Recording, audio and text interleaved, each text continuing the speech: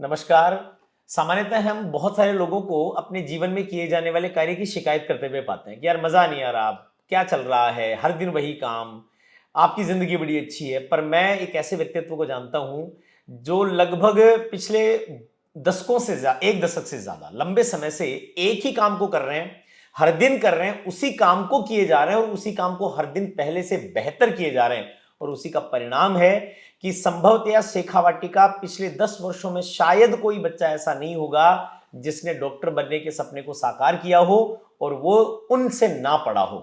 जी हाँ, मैं बात कर रहा हूं मदन जी हरित्वाल की। एक ऐसा नाम जिसको नीट पढ़ने वाला कोई भी बच्चा ना जाने, ये संभव ही नहीं हो सकता। एक ऐसे व्यक्तित्व जिनका हर दिन क्लास में, चाहे वो क्लास पहली हो और चाहे वो क्लास आखिरी हो, ऊर्जा का स्तर, उत्साह का स्तर, उमंग का स्तर और उसी के अनुसार समर्पण का स्तर हर दिन बढ़ता जा रहा है। ऐसे शानदार व्यक्तित्व से आपको मिलाने जा रहा हूं। आप हैं Madan ji हरित्वाल, matrix NEET division के आप निदेशक भी हैं और मैं समझता हूं कि इनकी भूमिका निदेशक से कहीं बड़ी एक शिक्षक की भूमिका है। ऐसे शिक्षक होना शिक्षा जगत के लिए एक थाती की भांति होता है, एक संपदा की भांति होता है। आइए मिलाता हूं उनसे, बातचीत करते हैं उनसे। मदन सर, बहुत बहुत नमस्कार। नमस्ते सुनील जी, नमस्ते। और खूब खूब अभिनंदन सर।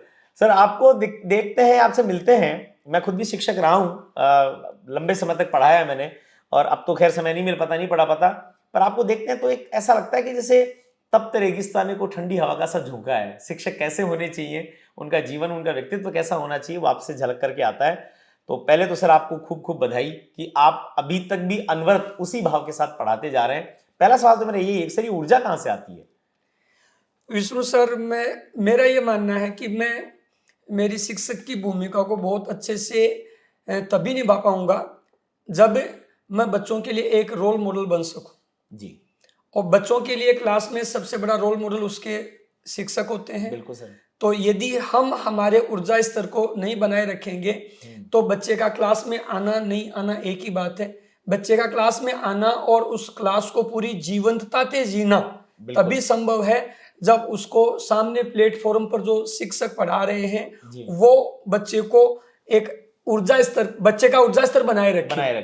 मतलब बच्चे के लिए एक तरह से वो एनर्जी सोर्स होंगी और वो एनर्जी चैनलाइज तभी प्रॉपर्ली हो पाएगी जब एक एनर्जी दूसरी एनर्जी में भी वैसी ही एनर्जी सौंप सके। बच्चों में वो उत्साह बना रहे हैं, उनकी एनर्जी भी हाई रहो, उसके लिए जरूरी कि आपकी एनर्जी भी हाई रहे। हाँ सर, मैंने नोटिस करा है कि 2 वर्ष पूर्व, अब तीसरा बैच है, मैट्रिक्स नीट डिवीजन शुरू हुआ।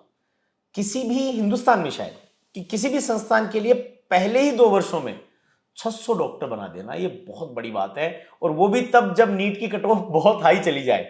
स्टिल पिछले 2 वर्षों में 600 प्लस डॉक्टर, ये सब कैसे संभव हो पाया? विष्णु सर, मैट्रिक्स ने जेई में तो पिछले 10 साल से साबित कर ही रखा है कि उसका कोई अल्टरनेट नहीं है जी। तो उसके बाद मैट्रिक्स ने स्कूलिंग शुरू की, उसमें भी अपने आप को साबित किया। बिल्कुल, इसीलिए मैट्रिक्स की टैगलाइन चली कि एग्जाम कोई भी हो, बेस्ट तो मैट्रिक्स ही है। तो जब अपन ने 3 साल पहले मैट्रिक्स नीट डिवीजन शुरू किया तो अपने लिए एक चैलेंज था कि अपन नीट डिवीजन में भी इसी चीज को साबित करें कि एग्जाम कोई भी हो, बेस्ट तो मैट्रिक्स ही है। तो अपने सामने एक तो ये चैलेंज था। बिल्कुल। दूसरा, अपना ये चाहे अहोभाग्य कहो या अपन मेहनती थे इसलिए अपने साथ मेहनती लोग जुड़े, आप कुछ भी कह लो, ये अपने लिए बड़ी बात है कि मैट्रिक्स नीट डिवीजन में जो भी फैकल्टी टीम है वो फैकल्टी टीम एक अनुभवी फैकल्टी टीम है, ऊर्जावान है, बच्चों के लिए समर्पित फैकल्टी टीम है, एक स्थायी फैकल्टी टीम है। 70 से ज्यादा टीचर्स का जो पूल है जी, फैकल्टी का पूल है जी, उसमें ऑलमोस्ट 90% जो टीचर्स हैं वो ऐसे हैं जिनको 10 साल से ज्यादा का एक्सपीरियंस है, उनमें कईयों को 15 साल से ज्यादा का एक्सपीरियंस है, 17-18 साल का एक्सपीरियंस है जी। तो वो जो फैकल्टी टीम है वो फैकल्टी टीम जानती है कि बच्चे को पूरे सेशन किस तरह से तैयार किया जाए, सही बात है, उसको किस लेवल का कंटेंट दिया जाए और उसको जो Sunday to Sunday periodically test करवाए जाए, वो टेस्ट पेपर किस लेवल का रखा जाए जिससे बच्चा अपनी तैयारी को इवैल्यूएट भी करता जाए, साथ में अपनी गलतियों में सुधार करता जाए और लास्ट तक आते आते बच्चा इस लेवल पर आ जाए कि भाई मैं मेरे एग्जाम को अच्छे से क्रैक कर लूंगा। बिल्कुल सही बात है। और यही सर कारण है कि पहले 2 वर्षों में 600 प्लस बच्चे जो हैं वो गवर्नमेंट मेडिकल कॉलेज में पहुंचे हैं। सर, विकास की एक यात्रा ये कहती है कि आज हम n हैं तो कल हमें n+1 होना चाहिए।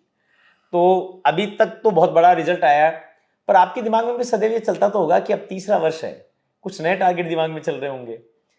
बिल्कुल, ये मैंने जैसे शुरू में ही कहा कि अपने साथ बहुत अच्छी फैकल्टी टीम जुड़ी हुई है। उस फैकल्टी टीम ने बच्चों के साथ इस तरह से काम किया है कि वो ये नहीं मानते कि भाई मैं यहाँ पर एक एम्प्लॉय के तौर पर हूँ, या ये बच्चे हैं उनमें ठीक है, मैं इन 2 बच्चों को यदि इग्नोर भी कर दूंगा तो क्या फ़र्क पड़ता है, बहुत सारे बच्चे हैं। हमारे यहाँ पर मैट्रिक्स नीट डिवीज़न में सभी सर लोग इस बात को अच्छे से कमिटेड हैं, इस बात के लिए कि हमारे लिए वो बच्चा एक संख्या हो सकता है, लेकिन वो अपने गार्जियंस के लिए 100% है। उनका जीवन है पूरा वो। हाँ, उनका पूरा जीवन है। ये सोच केवल अपनी नहीं, अपने पूरे फैकल्टी पूल की ये सोच है। इसीलिए बच्चों के साथ इतना अच्छा काम किया जाता है। वो जो अच्छा काम किया गया उसके बलबूते ही मैं ये चीज आत्मविश्वास से बोल रहा हूं कि पिछले 2 साल में अपन ने 600+ बच्चों को गवर्नमेंट मेडिकल कॉलेज में भेजा है, तो इस तीसरे अकेले सेशन में ही अपन फिर 600+ बच्चों को गवर्नमेंट मेडिकल कॉलेज में भेज देंगे। और ये एक बहुत बड़ा रिजल्ट होगा, बहुत बड़ा रिजल्ट होगा। और जो है पिछले 2 साल में 600+ भेजे, ये भी एक बहुत बड़ा रिजल्ट है। और ये मैं केवल ऐसे हवाबाजी नहीं कह रहा, क्योंकि मैं खुद इस फील्ड में पिछले 17 साल से हूं, तो मैंने यहाँ के सभी इंस्टीट्यूट्स के रिजल्ट के उतार चढ़ाव देख रखे हैं। उन सब के आधार पर मैं कह रहा हूँ कि ये यूनिक रिजल्ट है, वो मैट्रिक्स में ही आया है कि 2 साल में 600+ बच्चों को डॉक्टर बना दिया। तीसरा जो अब एग्जाम होने जाएगा 4 मई को, उस एग्जाम में भी मैट्रिक्स के बच्चे इतना अच्छा परफॉर्म करेंगे, इस चीज का मुझे विश्वास है कि फिर एक ही सत्र में हम 600+ बच्चों को और डॉक्टर बना देंगे। मतलब फिर तो ये एक नई टैगलाइन बन जाएगी कि पहली बार 200 पार, अब की बार 400 पार और अगली बार 600 पार। तो ये इस बार 600 पार का टारगेट आपका है। सर, एक बात कई बार दिमाग में आती है कि नीट में लगभग 23-24 लाख के आसपास बच्चे जो हैं वो रजिस्ट्रेशन कराते हैं। बहुत बड़ा आंकड़ा है। और इतने सारे बड़े कंपटीशन में कोई बच्चा जब फाइट करता है तो भाई जरूरी तो नहीं है कि वो उस 30,000 के आंकड़ों, क्योंकि लगभग सिलेक्शन 30,000 के आसपास बच्चों की सीटें, लगभग गवर्नमेंट सीटें 30,000 के आसपास हैं। तो 23-24 लाख बच्चे अपीयर होंगे, उसमें से लगभग 30,000 हमारी सीटें होंगी। तो बहुत सारे बच्चे हैं वो इस बात से, इस आंकड़े से अपने आप में प्रेशर में आते हैं। आप जैसा अनुभवी व्यक्ति जो होता है उसके पास अनुभव की ऐसी पूंजी होती है कि वो सब तक बंटनी चाहिए। तो मैं चाहूंगा कि आप बच्चों को ये बताएं कि भाई जब इतना बड़ा एग्जाम है, इतना बड़ा कंपटीशन है, तो वो कैसे अपनी तैयारी करें ताकि इस बड़ी भंवर में से भी निकल करके उनकी नैया है वो 30,000 में आ जाए, वो उसको पार कर ले।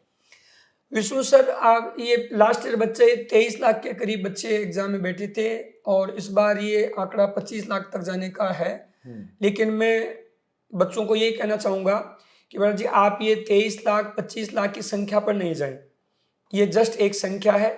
बाकी सिंसियरली तैयारी करने वाले बच्चों की संख्या कम ही होती है, और आप अपने आप को उन सिंसियरली तैयारी करने वाले बच्चों की संख्या में देखें कि भाई मैंने सत्र पर्यंत बहुत अच्छा काम किया है, आपके साथ पूरे सेशन बहुत अच्छा काम हुआ है, आपका सिलेबस वो टाइमली कंप्लीट करवा दिया गया, और उस सिलेबस जो टाइमली कंप्लीट हो गया उसको एग्जाम तक कम से कम 3 बार और अच्छे से रिवाइज कर पाएं। इसके लिए विष्णु सर अपन 3 टेस्ट सीरीज कंप्लीट करवा देंगे बच्चों की। ऐसा अपने लास्ट ईयर भी किया था, इसीलिए ये संभव हो पाया कि अपन ने इतना अच्छा रिजल्ट दिया कि उस रिजल्ट में 38 स्टूडेंट तो एम्स जैसे प्रेस्टिजियस कॉलेजेस में हैं। बहुत बड़ी बात है सर। ये इसीलिए हो पाया है कि अपन बच्चों का टाइमली सिलेबस कंप्लीट करवा देते हैं। तो लास्ट ईयर भी अपन ने 3 टेस्ट सीरीज करवाई थी, एक प्री DTS के नाम से, फिर DTS 1 और DTS 2। तो इस बार भी अपन वो 3 DTS करवा रहे हैं। एक प्री DTS हो गया कंप्लीट बच्चों का, DTS 1 चल रहा है, DTS 2 है वो अपन अप्रैल में ऑर्गेनाइज करवाएंगे। तो बच्चों को इस चीज का कॉन्फिडेंस रखना होगा, अपना दृष्टिकोण सकारात्मक रखना होगा कि हमने पूरे सत्र पर्यंत बहुत अच्छा काम किया है, और हमने सत्र पर्यंत जो काम किया उस काम को अब थोड़ा व्यवस्थित समेटने के लिए मैट्रिक्स की ओर से हमें जो ये टेस्ट सीरीज की प्लानिंग दी गई है, इस टेस्ट सीरीज की प्लानिंग को यदि हम आने वाले 70 दिन तक अच्छे से फॉलो कर जाएंगे तो बहुत प्यारा सा अच्छा सा रिजल्ट बना ले जाएंगे। क्योंकि हम विष्णु सर इस बात पर काम करते हैं कि ये तो प्रैक्टिकली फैक्ट है कि भाई हर बच्चा डॉक्टर नहीं बन सकता, लेकिन ये मैट्रिक्स नीट डिवीजन की टैगलाइन है कि हर बच्चे को डॉक्टर बनाने के लिए भरसक कोशिश की जाए। सही बात। हर बच्चे में जो उसकी क्षमता है, उसका जो पोटेंशियल है, उसको मैक्सिमाइज यूज करवाया जाए, सही बात है। इस थीम पर काम किया जाता है। अब इसमें सर बिल्कुल ठीक बात आपने कही। इसमें एक और मेरा बिंदु निकल करके आता है सर कि हम ये मानते हैं कि भाई 23 लाख बच्चे हैं, 30,000 को गवर्नमेंट मेडिकल कॉलेज में पहुंचा। अब जो बच गए हैं उन्होंने भी इस जर्नी को तो जिया है भाई, साल मान लीजिए, 2 साल मान लीजिए, जितनी भी तैयारी की उन्होंने उस जर्नी को जिया है।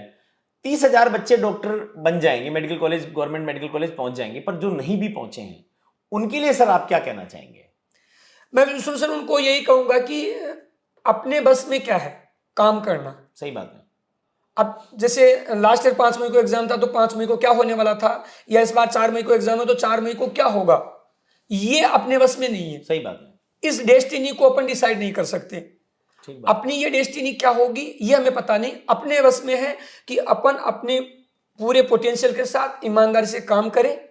हमें यदि इस फील्ड में सफलता नहीं मिली है, रिजल्ट नहीं मिला है, तो ये कंफर्म मान के चले कि जो सुपर नेचुरल पावर है, जिसको चाहे अपन भगवान कह दें, चाहे कोई गॉड बोल दे, चाहे कोई अल्लाह बोल दे, कुछ भी कहे, उसने अपने लिए कोई इससे भी अच्छी चीज डिसाइड कर रखी होगी, दूसरी भूमिका तय कर रखी है। हाँ, वहां जाकर काम करना पड़ेगा। हाँ, लेकिन ये तय मान लो कि ईमानदारी से अनुशासित रह करके काम करने वाला कोई भी व्यक्ति जिंदगी में कहीं भी पीछे नहीं रहेगा। सही बात है। वो यहां नहीं तो कहीं और, हाँ, यहां नहीं तो कहीं और, वो जहां करेगा, यदि वो ईमानदारी से मेहनत करेगा, अनुशासित रह करके काम करेगा, तो वो कहीं ना कहीं सफलता जरूर पाएगा, बेहतर ही करेगा, बेहतर ही करेगा।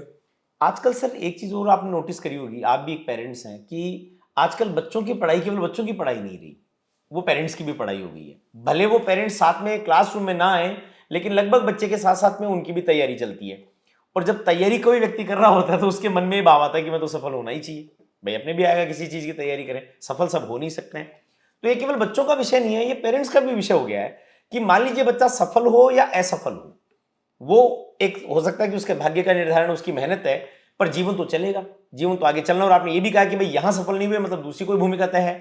तो मैं चाहूंगा कि आप अपने जीवन के अनुभवों के आधार पर, क्योंकि अब तक आपने हजारों हजार बच्चों को गवर्नमेंट मेडिकल कॉलेजेस में भेजा है, आप हमारे पेरेंट्स को या हमारे स्टूडेंट्स को कोई एक मैसेज दीजिए इस पूरी जर्नी के बारे में, इस जर्नी में सफलता या असफलता आने पर हमारे अंदर उठ रहे भावों को शांत करने के बारे में और अपने जीवन को आगे की ओर चलाने के बारे में।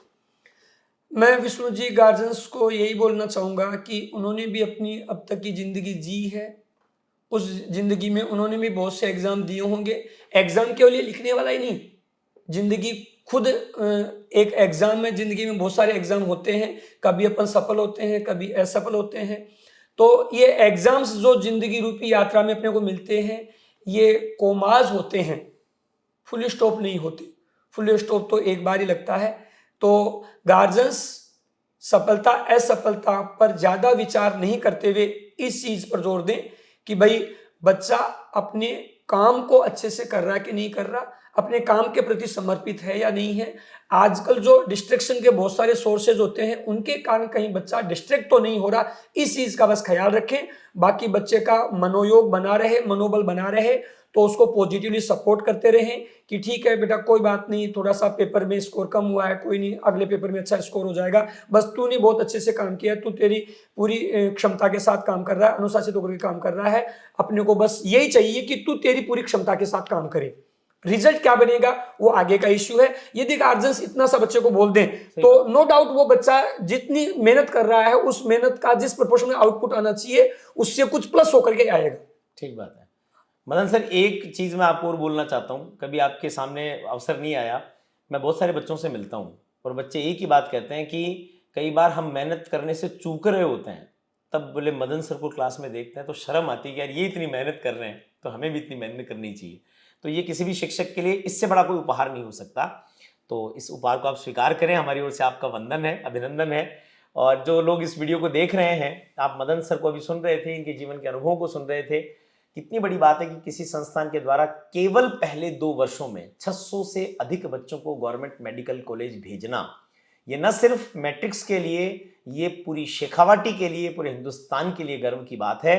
तो यदि आपका सपना भी है डॉक्टर बनना, आपका सपना भी है कि हमारा बच्चा भी डॉक्टर बनकर के देश सेवा में अपना योगदान दे और अपने निजी जीवन को भी बेहतर बनाए, तो मैट्रिक्स नीट डिवीजन चले आइए, पूरी टीम आपके साथ काम करने को तैयार है। ये तभी संभव हो पाता है जब ऐसी समर्पित टीम हो कि आप पहले ही 2 वर्षों में 38 बच्चों को एम्स जैसे प्रेस्टिजियस मेडिकल कॉलेजेस में भेजें और 49 स्टूडेंट्स को एसएमएस राजस्थान का जो सबसे बड़ा मेडिकल कॉलेज माना जाता है एसपीएमसी बीकानेर और आरयूएचएस जयपुर भेज देते हैं। आइए इन लोगों के साथ जुड़ते हैं, अपने और अपने बच्चों के सपनों को भी साकार करते हैं। मदन सर, आपके साथ बात करना सदैव ही शानदार काम होता है, क्योंकि आपका जो जीवन का अनुभव है वो लोगों तक पहुंचे। और हम कहते भी हैं कि अनुभवों की पाठशाला में तप कर हमने पिता का दर्द जाना है पिता बनकर। तो सर ने बहुत सारे बच्चों को मेडिकल कॉलेज में भेजा है। आइए इनको लाकर के अपने बच्चे सौंपते हैं, आपका और हमारा सपना साकार करते हैं। मदन सर, बहुत बहुत धन्यवाद आपका। आपको ईश्वर खूब सफलता दे और बहुत दीर्घायु बनाए, क्योंकि आप जैसे शिक्षकों का होना शिक्षा जगत के लिए, मैं फिर कह रहा हूं, एक बड़ी थाती के रूप में है, बड़ी संपदा के रूप में है। बहुत बहुत धन्यवाद।